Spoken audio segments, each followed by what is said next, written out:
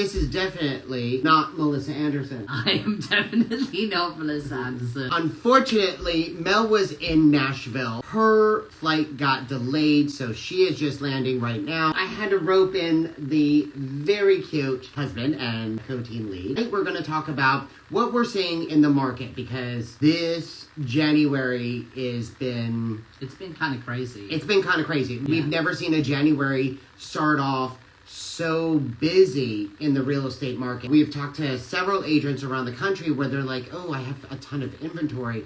But we're going to break down what we're seeing here in Burlington and Camden County, and a little mortgage news update as well. Everyone has come out of the woodwork raring to go in January. I've signed at least 3 new buyers this week. I've been on 3 listing appointments. It's happening. Why do you think that is? Q4 2023. I did feel that there was this slight slowdown in the market, and I think it's because we peaked with our interest rates at like 8% in October time. Then they started to come down, but there's always this sort of lag with anything in real estate, right? We thought we were going to be in a situation where maybe we were headed back into, not even going to say a buyer's market, because we're away from that, but maybe even a neutral market, right? But that was a false sense of security. All the buyers are back out. There's this thing with interest rates where everyone's like, oh my god, interest rates are high, so no one's going to buy a house. You know how many cash buyers? Oh, a ton of cash buyers. When me and Mel did the roundup at last quarter of 2023, a quarter of all sales in Burlington and Camden County were cash. But people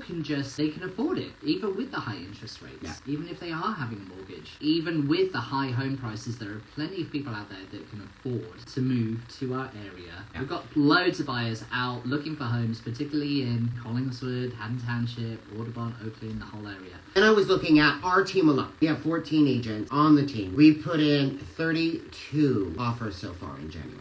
Has it really been that many? 32 offers. Speaking with the agents on our team meeting on Tuesday, and our trainings on Wednesday, and our listings on Thursday, and I'm like, what are you seeing? And we're seeing homes with 28, 30 offers. This one home that was listed by another agent at Real Broker, $100,000 over asking price. We're right back into this insane market, so that false sense of security that we were starting to get towards the end of last year, that's dissipated, and it is a fiercely competitive market once again. If you're a buyer in this market right now, you've just got to prepare yourself mentally, make sure you have a great agent who knows how to get your offers accepted, who knows how to negotiate terms, what terms to put forward that are favourable to the sellers but still protecting you. It's going to be a fun ride this year. I'm actually quite excited about 2024. If you want this home, you're going to have to go in with the best terms absolutely possible. Yeah. I think for sellers, we did see a wane, especially in the fourth quarter, of listings coming on the market. Of course,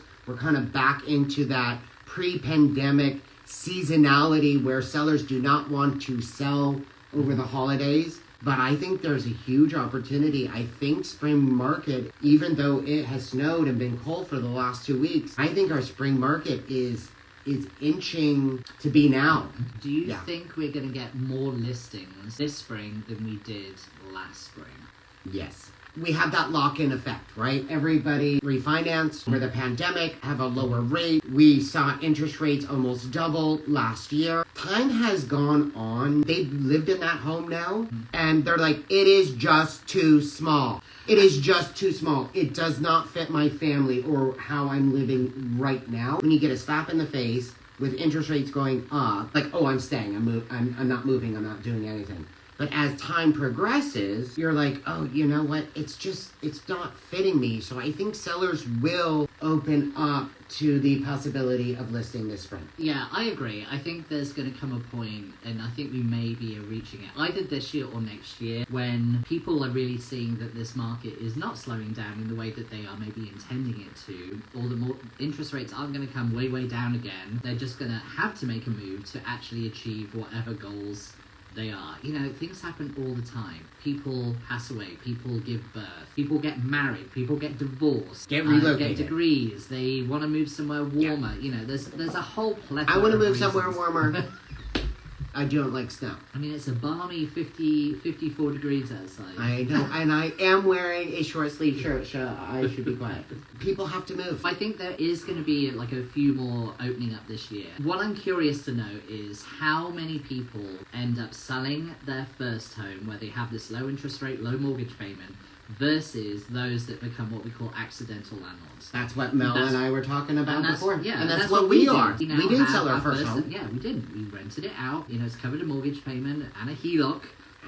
It was, like, honestly fantastic, and we'll probably hang on to that for a good while. Yeah. I do think there will be plenty of those this year, but then there's going to be loads of people who are like, I don't want to be a landlord. I'm just going to take the equity and sell it and be done with it. Some interesting news. End of last week, Fannie Mae changed its mortgage rate predictions already. Fannie Mae, Freddie Mac, basically they service a lot of these loans. It's the whole back end of mortgages, right? They have taken their interest rates where they didn't think they would hit the fives until early 2025. They've come down almost 0.5 to 0.7% on all their predictions. They are predicting by the end of this year we might hit in the fives. I can only imagine what that's going to do.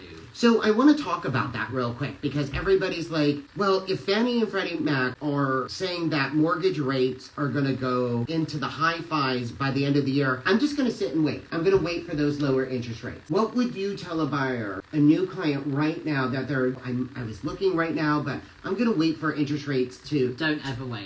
Please don't ever wait. I get it. There's this illusion that you're going to be in a better situation with lower interest rates, and to a certain extent, yes, you will be. But you have to remember, we also have this state of the market that if everyone is in a better state buying-wise, it means that there are more buyers in the market. And until we address the severe lacking inventory, it means it's going to be competitive, and the price is just going to get driven up. So I would always say, if you can afford the monthly payment now at today's current interest rates, then don't wait. Buy now. And then you can always refinance down the road. Do a better interest rate. If it makes sense for you and if the interest rates go down. But a 1/4 point difference in interest rate, you're not going to refinance anyway. We bought ours at 6.99. 6.99. We're not going to... We're down to like what?